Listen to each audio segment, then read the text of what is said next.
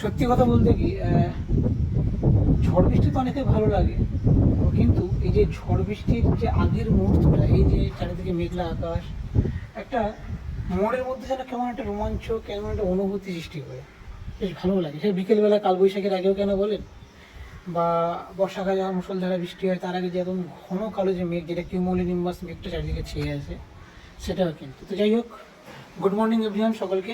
দেখুন আমার চারিদিকে কি সুন্দর মেঘ করে আছে দেখুন, আর মারাত্মক মেঘ করছে, আর মানে একদম কালো হয়ে গেছে, আপনি দেখতে পাচ্ছেন চারিদিকে একদম কালো হয়ে গেছে, মেঘে মেঘে মেঘে মেঘে ভরে গেছে, ঠিক আছে। আর বৃষ্টি হবে কিনা জানি না।